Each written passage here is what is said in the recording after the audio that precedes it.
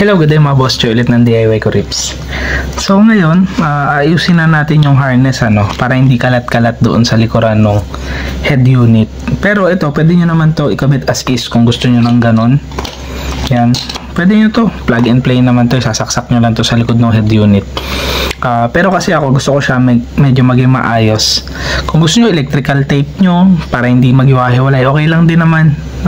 Nasa inyo naman yun. Pero total sa akin kasi yung ginagawa ko, kaya para mas gusto ko mas maging malinis siya. So update nga pala doon sa steering wheel control ng Wigo natin. Nung nakaraan kasi hindi ko mapagana pa yung steering wheel control. So ang ginawa ko, kinabit ko muna ulit yung stock na head unit. Yan. Tapos ngayon, tinry ko identify kung alin doon yung para sa steering wheel control. Nakita ko na yung socket para dun sa steering wheel control. Kasi nung tinanggal ko yung socket na yun, hindi ko na makontrol yung stock head unit. Wala na yung volume, previous, next, at saka yung mode, hindi na gumagana. So nakita ko na yung socket na merong 3 wire. So tingin ko ayun na yung para sa steering wheel control. And kailangan ko rin i-identify kung saan ko siya dito itatap. Yan. Kasi walang kasukat na socket dito yon. So tingin ko wire to wire ang kailangan nating gawin. Yan. Kasi ito based lang do sa normal na color coding nung wire na patungkol sa head unit. Ito 12 volt constant. Ito negative. Itong pula is para sa accessory. Itong white and white black para sa left front speaker. Itong gray and gray black para sa right front speaker. Etong violet at saka violet black para ito sa right rear speaker.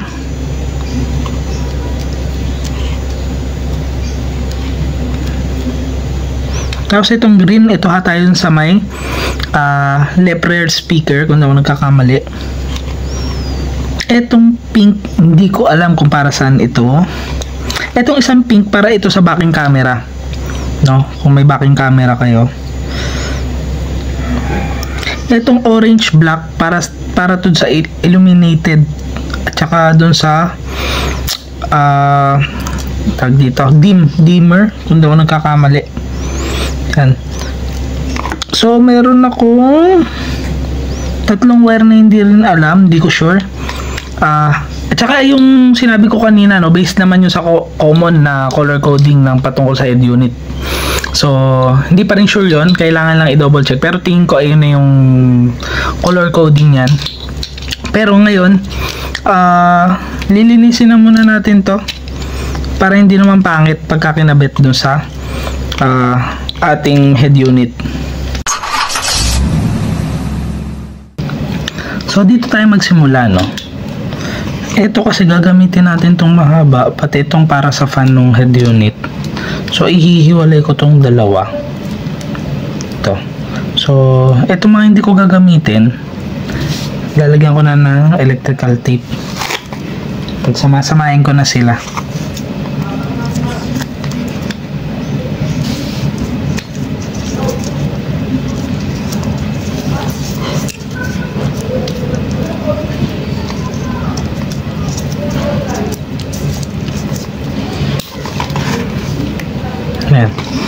Tapos to wire skin or wire cover. Sa motor ko talaga ginagamit to. Yan. Pero gamitin na natin dito. So ito, dahil ihiwalay ko to, ipapasok ko na nauna to.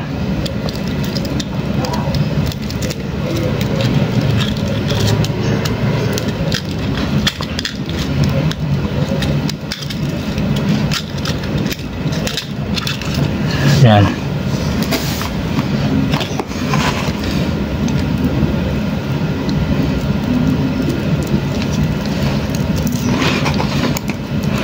Itong isa, pasok nyo na rin to.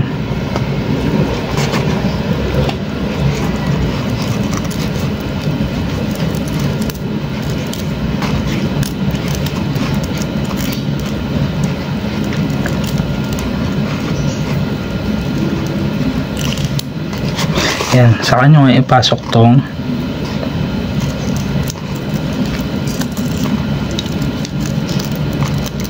pinaka harness. Yan.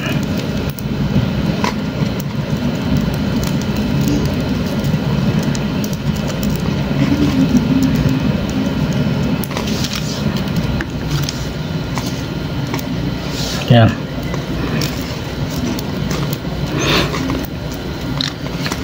So mas maganda sana no kung nilalighter muna yung ano para hindi sumasabog. Pero dahil wala akong lighter. Yan. Kaya ang ginawa ko, sinobrahan ko na lang muna siya para kung may sumabog man, gugupitin ko na lang. Yan. So gupitin ko muna to no, tapos lagyan ko ng electrical tape, tapos papakita ko sa inyo after.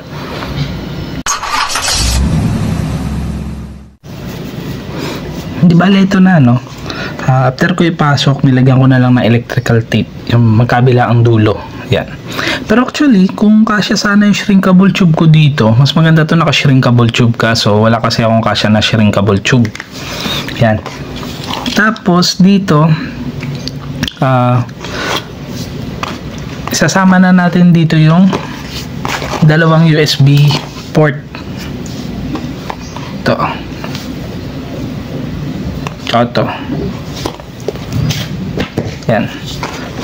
So para isang wire na lang sila, magkakasama sila.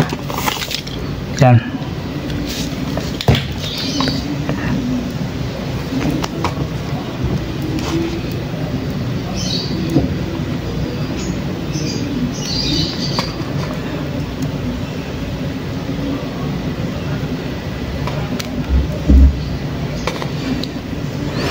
So electrical tape ko muna ulit.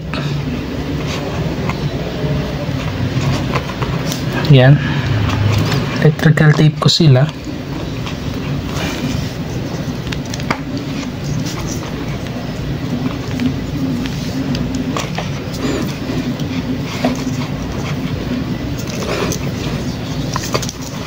Yan. Para hindi maghiwalay. Ang gagamitin ko naman dito, hose. Yan. Bali, itong gagamitin ko dito. Yan.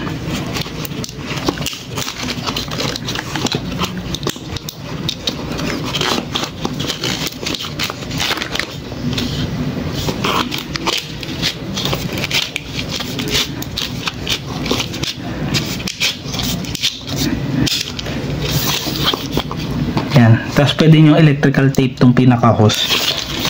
Bali yung pinakadulo nyo, ganito yung tsura. Yan. Kung maaalala nyo yung sa stock na head unit, yung USB port nakaganito lang din, tas naka loob lang din sa wire cover yung hose type. Yan. So ayusin ko muna to no, tapos pakita ko sa inyo after.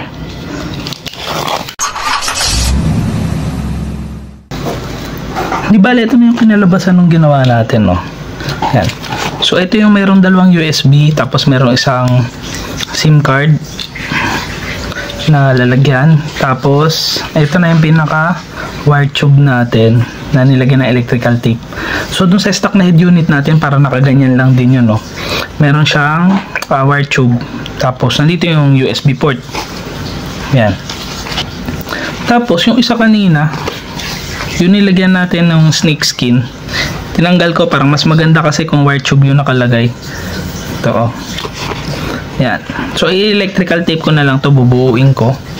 Ito hindi ko muna to electrical tape kasi baka nandito yung wire na kailangan natin para dun sa steering wheel na control. Baka dito tayo magtatap. So pero ganyan na siya. At least mas maayos na sila tingnan ngayon. Yan. Oh. Hindi na siya yung kalat-kalat kagaya nung kanina. So mas malinis na siya. Ito hindi ko na to babalutan. Ito para sa backing camera to. Itong dalawang wire na to, hindi ko pa rin alam kung para saan. Pero i-check ko mamaya sa head unit. Ang alam ko merong function yung head unit para malaman kung para saan yung mga kada pin. Yan. So at least ito naka-prepare na to. Ipa-plug na lang natin to dun sa head unit natin. So tapusin na natin tong video na to no. Abangan nyo yung next part natin. I-install na natin yung pinaka head unit, pati yung mga kinabit natin no nakaraan, yung sa antena, sa GPS antena, sa radio antena, sa 4G antena. Yan, kakabit na rin natin. Tapos